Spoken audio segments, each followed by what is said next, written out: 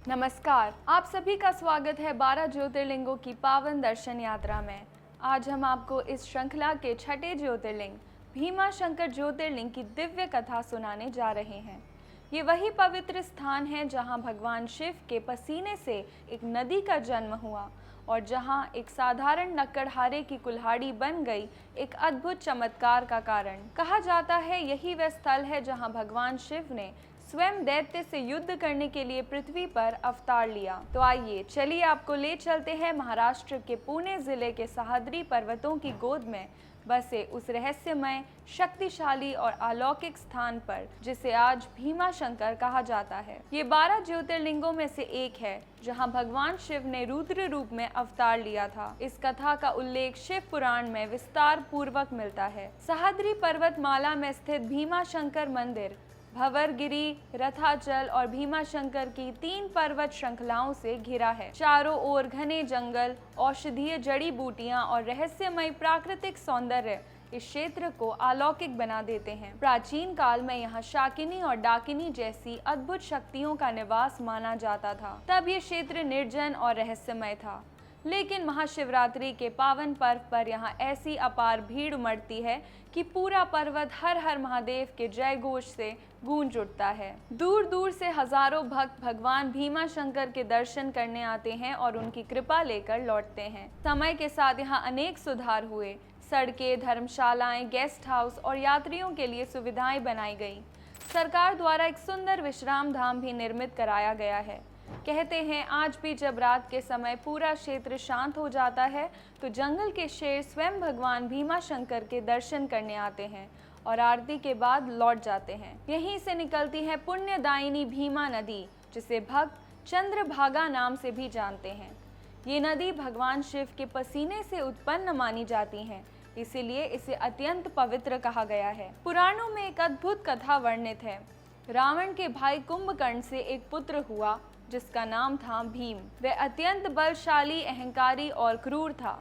भीम ने कठोर तपस्या करके ब्रह्मा जी से वरदान प्राप्त किया और वरदान के बल पर उसने देवताओं, ऋषियों और यहाँ तक कि शिव भक्त राजा कामरूपेश्वर तक को बंदी बना लिया। राजा कामरूपेश्वर कैद में भी प्रतिदिन शिवलिंग की पूजा करते रहे। जब भीम को ये ज्ञात हुआ तो वह क्रोध में भर गया। उसने तलवार उठाई और शिवलिंग पर प्रहार कर दिया। तभी शिवलिंग से तेजस्वी प्रकाश प्रकट हुआ और उसी प्रकाश से स्वयं भगवान शिव प्रकट हुए।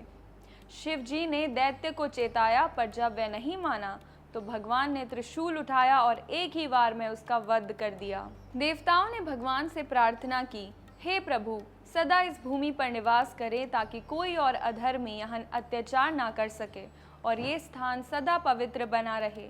भगवान शिव ने प्रसन्न होकर कहा, तथास्तु, और उसी क्षण से वे ज्योतिर्लिंग के रूप में प्रकट हुए। श्री भीमाशंकर नाम से प्रसिद्ध हुए। कई वर्षों बाद एक लकड़हारा जिसका नाम भतीराव था उस वन में लकड़ी काटने आया। जब उसने एक पेड़ की जड़ में कुल्हाड़ी मारी तो वहां से अचानक खून के फव्वारे फूट पड़े। वह भयभीत होकर अपनी कुल्हाड़ी वहीं छोड़कर भाग गया। ये चमत्कार पूरे गांव में फैल गया। गांव वाले जब उस स्थान पर पहुंचे तो उन्होंने देखा कि जमीन से खून बह रहा है। उन्होंने वहां एक गाय बांधी और गाय ने अपने थनों से दूध की धारा बहाना शुरू कर दी। सब चकित रह गए क्योंकि ठीक उसी स्थान से एक दिव्य शिवलिंग प्रकट हुआ। वही शिवलिंग आज भीमाशंकर ज्योतिर्लिंग के रूप में पूजित है। लोगों ने वहां मंदिर का निर्माण करवाया और इसे शिव का पुनः प्राकट्य कहा। भीमाशंकर मंदिर हेमाडपंथी शैली में बना है, अर्थात पत्थरों को जोड़कर बिना गारे या सीमेंट के निर्मित किया गया है। इसकी स्थापत्य कला अत्यंत प्राचीन, सूक्ष्म और भव्य है। मंदिर की दीवारों पर दशावतार की मूर्तियां और बारीक नक्काशी अद्भुत सुंदरता प्रदर्शित करती है। पास में एक विशाल नंदी मंदिर और एक 5 मन वजनी घंटा है जिस पर सन 1721वीं ईस्वी अंकित है। उसकी ध्वनि इतनी गूंजदार है कि पूरा सह्याद्री पर्वत प्रतिध्वनित हो उठता है। कहते हैं छत्रपति शिवाजी महाराज और राजा राम महाराज भी यहाँ दर्शन करने आते थे। बाद में पेशवा बालाजी विश्वनाथ और नाना फडणवीस ने इस मंदिर का जीर्णोद्धार कराया। भीमाशंकर मंदिर के आसपास कई पवित्र स्थान हैं, जैसे गुप्त भीमेश्वर, पापनाशिनी तीर्थ, व्याघ्रपाद तीर्थ, कमलजा देवी मंदिर और प्रसिद्ध कोंकण कगार, जहां से नीचे का दृश्य ऐसा दिखता है मानो हम बादलों के ऊपर से पृथ्वी को निहार रहे हों। कहा जाता है ये दृश्य इतना विशाल है कि इसे देखने के लिए जमीन पर लेटना पड़ता है। भीमा शंकर पहुंचने के लिए कई सुविधाजनक मार्ग हैं। बाय एयर निकटम हवाई अड्डा पुणे एयरपोर्ट है, जो लगभग 120 किलोमीटर दूर है।